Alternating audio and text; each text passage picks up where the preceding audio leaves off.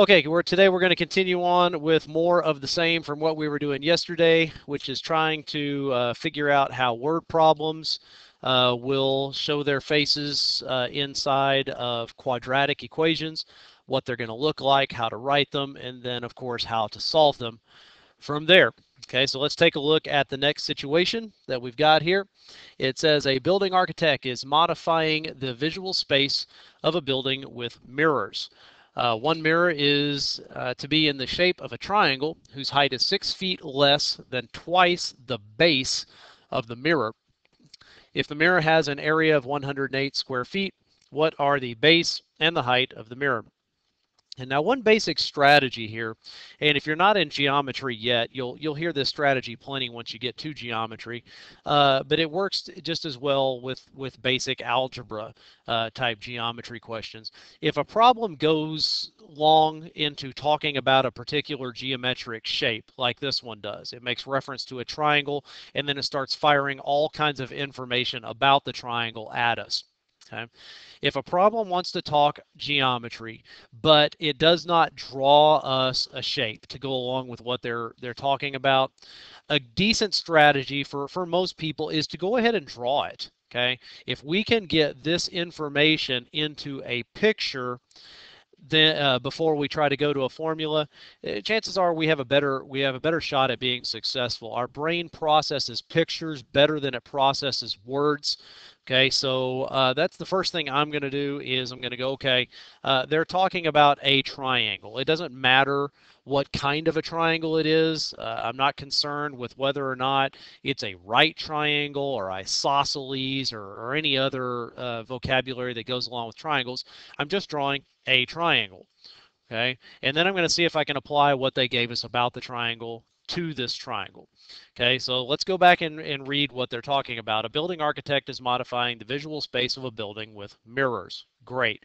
Okay, that doesn't have any bearing on the problem. They didn't bring any math into the situation with that first sentence. One mirror is to be the shape of a triangle. Okay, fine.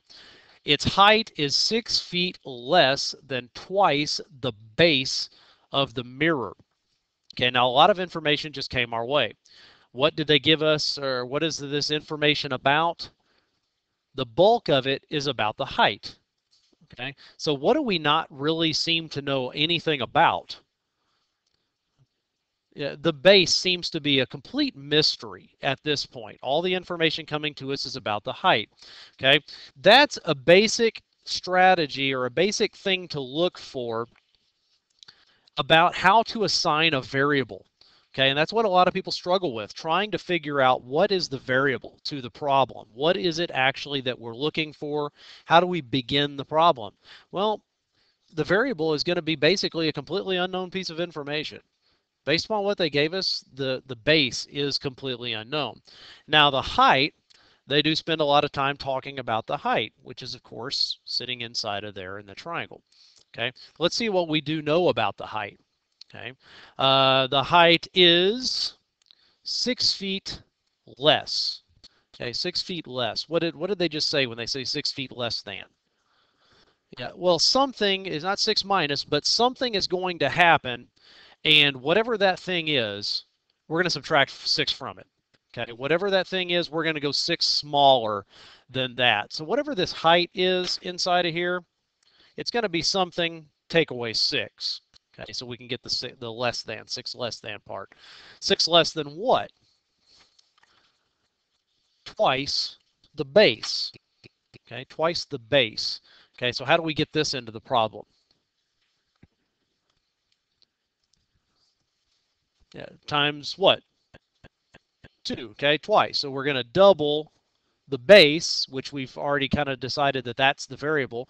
We're going to double the base, and then from that we subtract 6. That's what the last part of that second sentence says is 6 feet less than twice the base. Double the base and take 6 away from it. Okay, let's see what else we've got. They say the area, or the mirror, has an area of 108 square feet. Okay, and then the question asks for what are the base and what is the height. Okay. Let's see what we can do with this thing. Okay, we've got information inside of our triangle that we built over here dealing with the base and the height of the triangle. We have a value on the area of a triangle. Sounds like we might be able to write an equation about all this if we can figure out how the measurements of the triangle are related to the area of a triangle.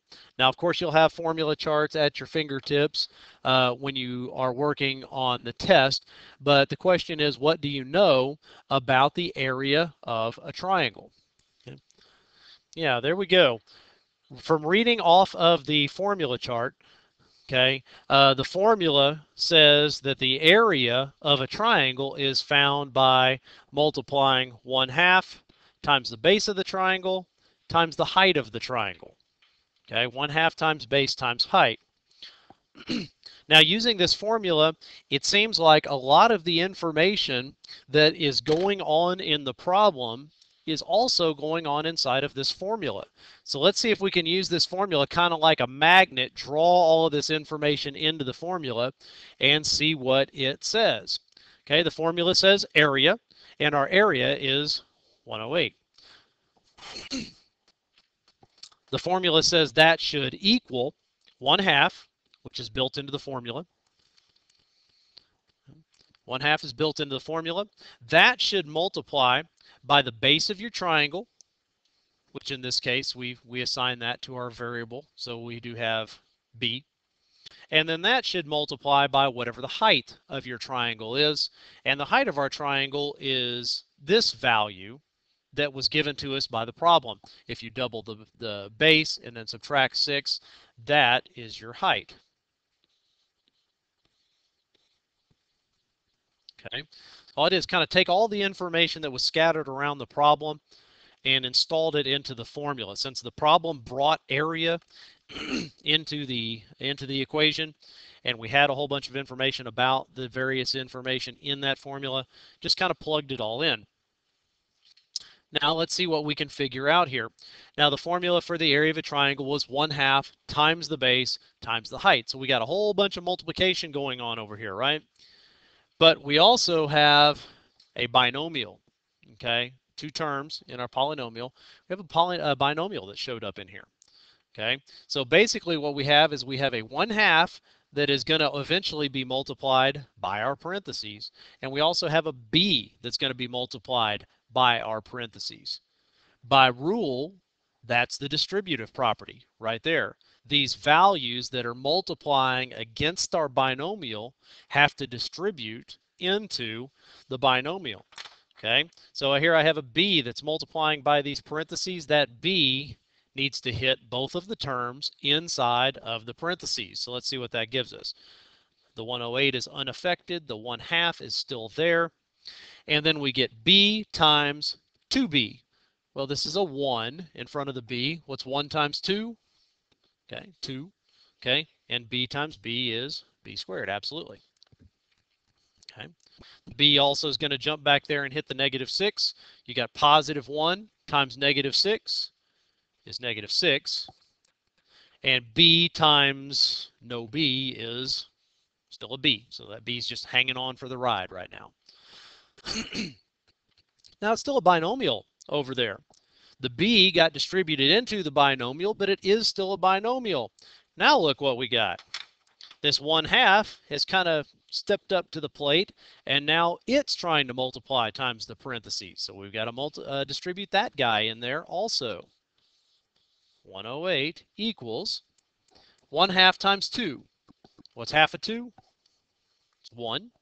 And the b squared is still hanging on for the ride. There it is, 1b squared. And the 1/2 is going to go get the -6b's also. What is half of -6? -3. And that b to the first is still there. Okay. Now, if you have a look at that, that is starting to look like a quadratic equation. Okay. So we're kind of at the same place where we've been at the starting points on all of our problems. The only thing we need to do now before we can go to the calculator and graph the thing, find a solution, is we need to get everything on one side of the equal sign or the other. Okay, so pick a direction and send everything one way or the other. Seems probably a pretty smart idea in this case to send everything to the right. Not only would it require less work, but it's also, our b squared is already positive where it sits, so that's probably the best thing to do. So I'm going to move 108 to the other side. How do you move it? It's a positive 108, so we'll just take it away. Okay, and we'll do whatever you do to one side, you have to do to the other side. Okay, so that'll empty out the left side of the problem, which is good. And then we've got b squared, we've got negative 3b's, and then negative 108 constants came to the party, and there they all are. Okay, everything's on one side of the equal sign. Now we're free to solve the problem. Okay, so this would be the point where we go to our calculator and go, all right, let's see what we got going on. We've got variable squared minus 3 times the variable minus 108. Okay, so just typing it in. Okay, then we can have a look at the graph. Okay, whatever's going on, it appears that we can see one side of it, but not the other. So we're going to zoom out, get a better look at whatever it is that is happening. There's one side, and there is the other. Okay, so it seems like we have a parabola. We cannot see the bottom edge of the parabola. Obviously, it is off the bottom of the screen. It is way down at negative 108.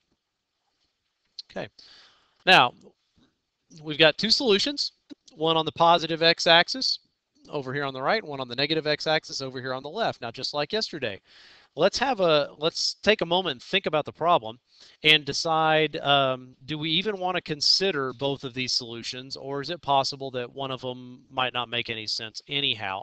Okay, well, what are we actually solving here? Okay, B is a side length of a triangle. Okay, side length of a triangle. That's our variable that's working inside of this problem. Side length of a triangle. Okay, so have a look at the graph and go, okay, do we want to consider both of these solutions, or is one of them impossible? Okay, well, if it's a side length of a triangle, this intersection with the x-axis over here on the left would suggest that we've got a side length of a triangle that's a negative number. Okay, are you going to end up with negative sides on triangles? No. It is possible to have negative variables inside of side lengths, but you're never going to have a negative variable that's the side all by itself.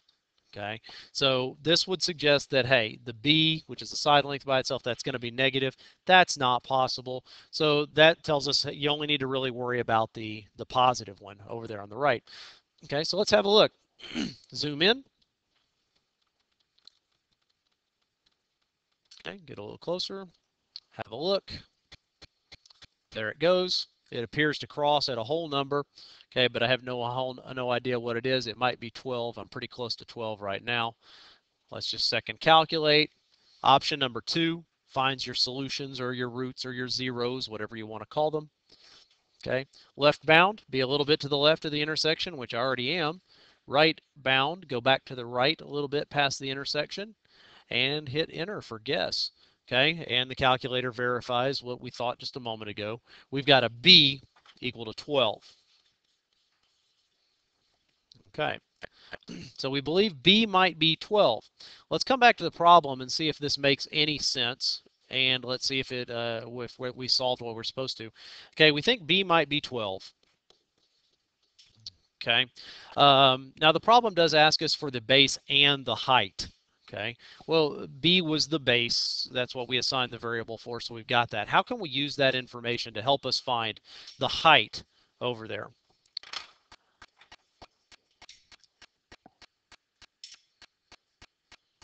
Okay, so you're reading back into the problem. That's fine. Here's probably what I would do. Okay, to figure out the height. We've got an equation that's trying to work. Okay, and all we can plug in what the information we just had about the base, find out the height, and then we can do, as Karina was just suggesting, we'll go back to the word problem and see if our values make any sense according to what the word problem was talking about. Okay, so if we plug back in there that 2b, and we think b is 12, take away 6. You've got 2 times 12. That's 24. Take away 6. And 24 take away 6 is 18. So we think we've got a base and a height of 12 and 18. Now, Karina said that was going to be the right value because that made sense with what the problem was saying. Now, let's see. Um, it said that was going to be your height was going to be 6 less than twice what your base was. Okay, 6 less than twice what your base was. Well, our base is 12. If we double it, like the problem says, that's 24. And then if we take 6 away from that, that 24 drops down to 18, and that is the value that you got. And the one last test that I can think is we think that we've got a base and a height of 12 and 18. And the formula said, or the problem said, that if the area would be 108. So I think if these values work the problem and come out to be 108, I'd be willing to bet that we've got the correct value. So I'm going to plug into the area formula, 1/2 times the base, which we think is 12, times the height, which we think is 18. If this comes out being 108, we're probably good to go. If not, something must be wrong. And it does work out to 108, so it looks like 12 and 18 are good values, and we've got the problem solved. Okay. All right. Let's look at another one. The length of the side of a large square is 1 centimeter less than the length of the side of a smaller square. The area of the large square is 33 centimeters more than the area of the small square. Find the lengths of the sides of the two squares. Okay, pretty complicated sounding. Okay, but let's go back and reread it, kind of one line at a time. Again, it's talking about a bunch of geometric shapes. You might be more comfortable to draw yourself some diagrams and try to see the problem that way. Okay, it does talk about a larger square. It talks about a smaller square. Even though my drawings are not very good, there we go. Let's see what we have. The length of the side of a large square is 1 centimeter less than twice the length of the side of a smaller square. Yikes, a lot of information right there. Okay, so they're giving us a whole bunch of information about one thing, but what are they not talking to us about?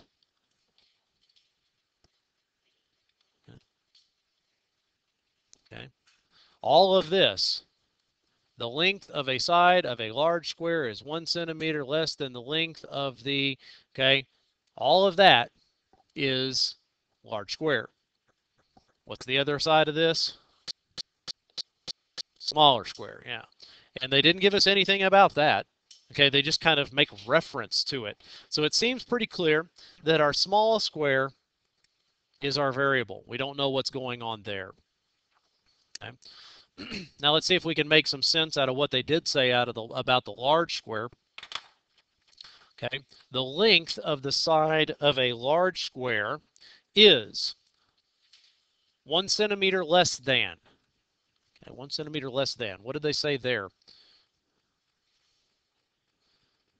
Yeah, well, something is going to happen, and then it's going to be -1, right? We're going to get this value, and then we're going to go 1 less than that. Okay, so it seems like whatever's happening on the side of our large square, -1. Okay, what -1? Yeah, twice the length of the side of the smaller square. Well, there's the smaller square, S, twice that length. Okay, the larger side, the side of the larger square is 1 less than, 1 smaller than, double the length of the smaller square. So that's what the first sentence says. Now it says the area of the large square is 33 centimeters more. Got a little ahead of myself writing that down. 33 centimeters more than. Okay, more than. What's this mean? 33 more than. Yeah, something is going to happen, and then it's going to get 33 added to it. Okay, and it says the area of the small square. How do you find the area of a square?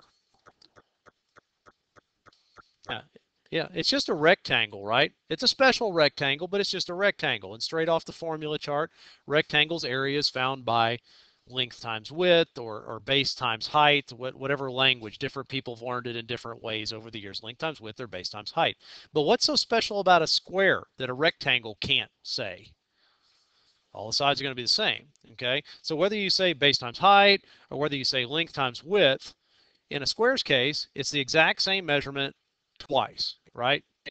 Okay, so what we typically say on a square is that the area is side squared because it's the same measurement twice.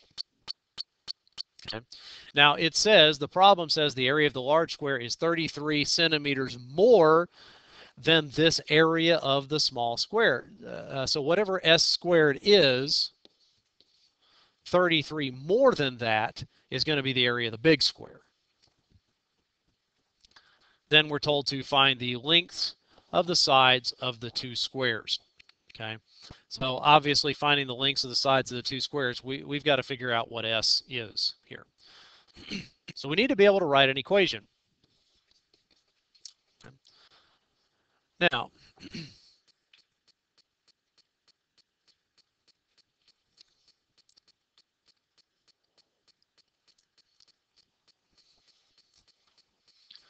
okay, now what we've been doing on these problems is we've been trying to write two equations, and then once we get our two equations, by the algebraic property, if we could get both equations to equal some value, some variable, okay, like on the two problems we got to work yesterday, we were working with rectangles on both of them, and I believe on both of them we were able to say, okay, the first equation, length equals whatever, and then on the second equation also able to isolate length and say length equals whatever.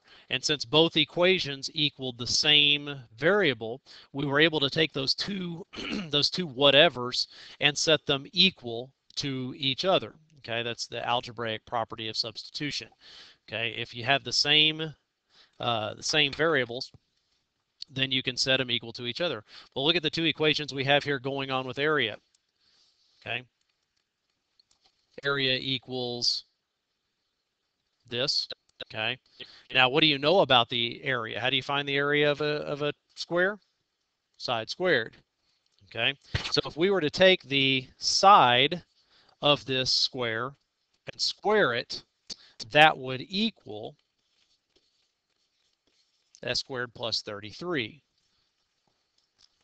Okay. Now, the thing is, this s squared that's over here on the right, okay, that came from the equation on the right. Its side length is doing one thing, but the side length of the square on the left is doing something entirely different. What is it doing? It's doing this. Okay, this 2s minus 1. Whatever that is, that's what the side length is doing on this one.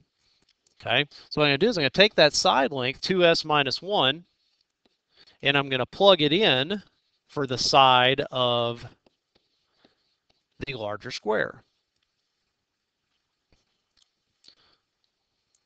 Okay, this is a little bit trickier equation to get to, but let's see if we can't solve it out. Now this says 2s minus 1 is squared. What does it mean when you square something? Not double it. No, not double. Double it means just multiply it by 2. By itself. That's it. We want to multiply it by itself. So if 2s minus 1 wants to be squared, then we have to take a 2s minus 1 and multiply it by an entire another 2s minus 1. So we got 2s minus 1 times 2s minus 1, and that equals s squared plus 33. It's an ugly 33 out there. Let's see if I can't write that a little better. Okay. And that's very, very important to know that distinction, because now what we have on the left side is we have a binomial that's multiplying by another binomial. Okay. And the distributive property says when that happens, you have to multiply every term from the binomial on the left times every term of the binomial on the right. That means this 2s, starting right there, needs to not only multiply by 2s, but also multiply by that negative 1. Well, what's 2s times 2s? 2 times 2, 4. S times s, s squared. Okay. Now 2s times the negative 1. 2 times negative 1, negative 2, and that s is hanging on for the ride. Okay. So that takes care of the first term for the first binomial. So now we scooch over and we do the same thing for the second term of the first binomial. Negative 1 times 2s. Well, negative 1 times 2 is negative 2. That s is hanging on for the ride. And then negative 1 times negative 1 is positive 1. Okay. We're almost done with the problem, even though it doesn't look anything like we're close to being finished. Okay. Right now, what we got is we got a whole bunch of terms, and they're scattered all over the place. Well, they don't need to be scattered all over the place. They need to be all in one place. Okay, so we're going to pick a side. We're going to send everything one direction. Already a whole bunch of stuff over on the left, so it's probably easier just to move everything to the left. Now you got s squareds on the left, you got x squareds on the right. They don't need to be scattered all around like that. They only need to be in one place. I'm going to bring these x squareds over, or s squareds over to the left by subtracting them. Okay. Also, these 33 constants they're sitting out there, they don't need to be over there either. Okay, we're going to bring them to the left side also by subtracting them. Now we can just kind of look at what we've got, clean it up a little bit. Okay. Here we've got 4s squareds, take away 1 s squared. 4 take away 1 is 3 of them. Okay, there's 3 s squareds. How many s to the firsts are there? No, not 2, not 4. Negative 4. You've got negative 2 of them, and you've got negative 2 of them. When you put those together, that's negative 4 of them. And constants, we've got 1 take away 33. Yeah, negative 32. Okay. And s squared take away s squared, that's 0. 33 take away 33, that's 0. There's your equation. It's starting to look exactly like it's supposed to look. Okay, so we've got an equation. We can go to our calculator and figure out what is happening with this problem. Okay, we've got 3 variables squared minus 4 variables minus 32 constants. Okay, so just typing it in, have a look at the graph. All right, we're able to see everything in the picture very clearly in this case. Okay, so probably a good idea to have a look back at the problem and let's remind ourselves what we're actually solving here. Our variable in the problem was s. Okay, well, what is it that s was representing? Yeah, it was the side length of the small square. Okay, side length of the small square. All right, fine. If it's the side length of the small square, do we want to consider this intersection out here on the negative x-axis? You want a negative side length of your small square? No, that doesn't make any sense. So we're going to pay attention to the positive value coming out of this graph. Seems pretty clear that that is positive 4. Okay, but even if you couldn't see it or didn't trust your eyeballs, okay, calculate it. Calculate the 0. Oops, I messed it up. Here we go, calculate the 0. See if I can't find my cursor, get it over there somewhere. There it is. Okay, there it's a little bit to the left, so I'm going to press enter. Scooch over a little bit to the right past the intersection, press enter. Okay, and yes, it's confirmed what we thought it was going to be. Our S value appears to be 4. Okay, so now we can come back to the problem and go, okay, let's see if this S value being 4 makes any sense at all. Okay, if the S value is 4, then let's see what's going on with the side length of this larger triangle. 2 times 4 would be 8. Take away 1. That would make this side 7. Okay, is that in keeping with what the problem says? The length of the side of a large square is 1 centimeter less than twice the length of the side. Yeah, if you take the small one and double it, that's 8. One less than that would be 7. So yes, that does seem to work. Now the other half of the problem was talking about areas of these two. So let's figure out the areas of these two and then see if the problem agrees with what we came up with. How do you find the area of a square? Base times height or side squared. Okay, so you're going to get 4 times 4. What's 4 squared? 16. Okay, so our area here is 16. Okay, what about the big one on the left? 7 times 7. The area would be 49. Let's see if that matches what the problem said also.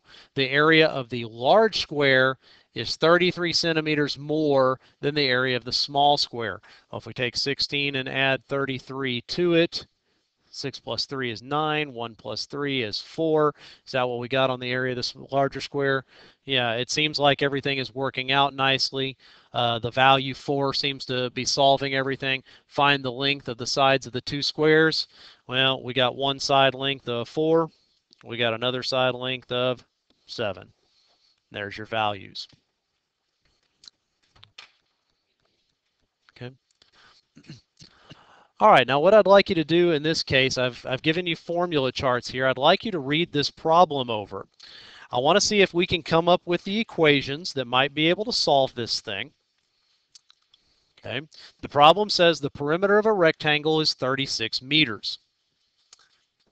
It then says the area is 65 square meters. Our instructions are to find the dimensions of the rectangle. Okay. Now keep in mind, starting this thing off, a rectangle is going to have two different variables. Okay, we're going to have either length and width, okay, or base and height, depending on which vocabulary you like. So what we need to be able to do is, since it's going to have two variables, we need to be able to write two equations. Now it seems pretty clear, since the problem is talking, one equation seems to be talking about perimeter, one equation seems to be talking about area. So what we need to do is we need to write equations, one of them using what's going on with perimeter, including the formula that goes along with perimeter, and another one using the area along with the formula that talks about area. And let's see if we can get two equations. Okay, so grab you a sheet of paper. Let's scribble out a couple of equations. I'll give you a few moments to kind of start thinking it out, and then we will go from there. I'll get some equations also, and then we'll take the next step together. Obviously, the problem talks about perimeter being 36, and the problem talks about area being 65. But perimeter and area are not what we actually need to solve for. If we're solving for dimensions of the rectangle, we need to find a way to write these two guys down so that they talk about dimensions, either length and width or base and height. So if all you have on your paper at this point is these two values, these are not the equations we need. We need to convert perimeter into something that talks about length and width. Convert area into something that talks about length and width. Okay. Well, hopefully you'll be able to figure out, either by your own knowledge of junior high geometry or by way of the formula chart, that the perimeter of a rectangle is found by doubling the length and adding that to doubling the width, and that equals the 36 that they talked about. And with area, again, hopefully either from junior high or by your formula chart, you know that the area of a rectangle is found by multiplying your length times your width. Okay. Now, if you chose the formulas that use the base and the height rather than the length and the width, that's fine. Those are synonyms. It really does not matter. Okay. But here we have two equations. Okay. We cannot work with this problem until something happens first. What must happen before you can work with these equations? Yeah, we need to be able to combine them, okay? But in order to do that, something has to happen. What has to happen here? In order to combine these two equations, we have to be able to allow that algebraic property to apply. In other words, we need both equations to say one variable equals whatever, and then in the other equation, that same variable equals whatever. So we get isolate the same variable in both equations, and then we can take those two whatevers and we can allow them to be equal to each other, and then we should have our equation.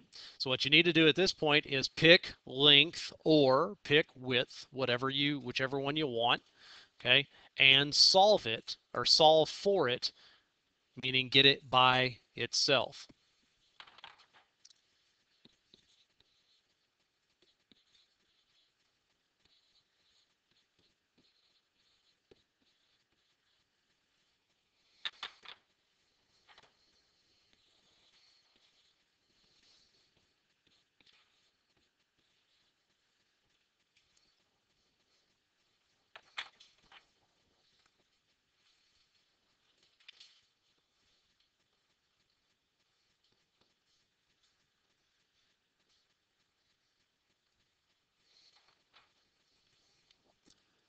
If you picked on the length to isolate, then hopefully you have two equations that look something like this.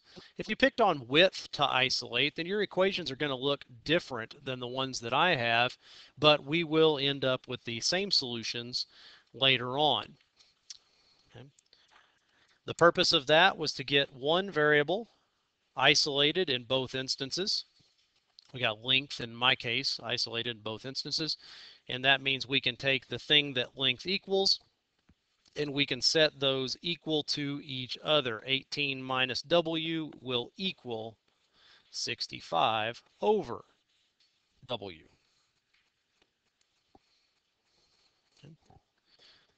Now, it's not exactly looking like we're used to it looking, but it's getting closer. Okay.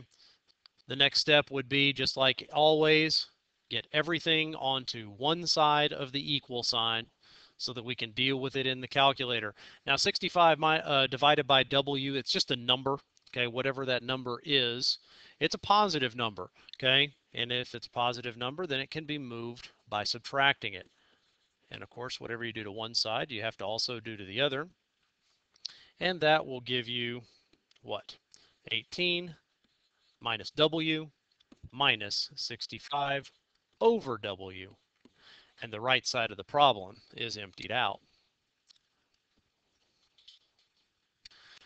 Now this is going to be our equation. We're going to take this thing to the calculator. We actually talked about this equation yesterday. It does not graph a parabola, okay, but we saw that if we wanted it to graph a parabola, we could take the entire equation, in this case multiply it by W. It would give us the parabola that we were used to, but we'll still get the same solutions even though this equation does not graph a parabola. All we have to do is go to our calculator and enter this equation just like any other equation that we would enter. Okay, 18 minus the variable minus 65 over the variable. And when we graph it, let's see what we get. Okay, we appear to have one side of whatever the graph is doing. So we probably want to zoom out, have a look at what the rest of the graph might be doing. Oh, and there's the other half of it. Okay, it's way up there. Are we worried about this other half of the graph? Why not? Why are we not worried about it? Not just because. Okay. Well, where do you find solutions to a graph? Where it hits the x-axis. Does that half of the graph make contact with the x-axis? No, so it doesn't have any solutions to offer us. So we're not worried about the left half. We are definitely worried about the right half of it. So let's zoom in and have a look at what's going on there.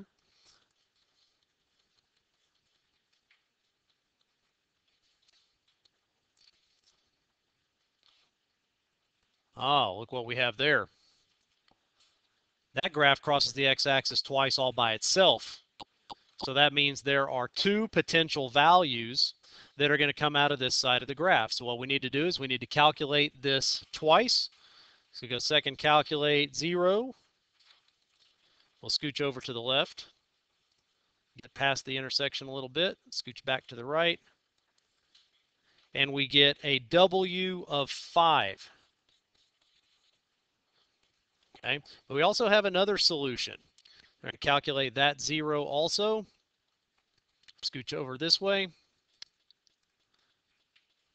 be to the left of the intersection a little bit, so there's that. Go past it to the right a little bit. and we get a W value of 13. Okay, now I wonder what this means. I wonder if it means, hey, it's either 5 or it's 13, and then we can use those, or perhaps it gave us both of the values, 5 and 13, because it is dimensions of the rectangle. I wonder if it's possible. Could it be that they gave us, maybe we have a rectangle that's 5 on one side, 13 on the other? Okay, let's see if that would actually be true. Does that give you a perimeter of 36? 2 times 13 is 26. 2 times 5 is 10. 26 and 36. That gives us a perimeter of 36. Exactly right. What about the area? Length times width, 5 times 13. That gives us an area of 65. So as it turned out, this graph just so happened it handed us both of the measurements for the rectangle. Okay. Now, we're going to pick up with some different stuff tomorrow. You're going to see some of these problems. They come equipped with their own formulas from mathematics and science and stuff like that, and we'll use those formulas to find our missing information.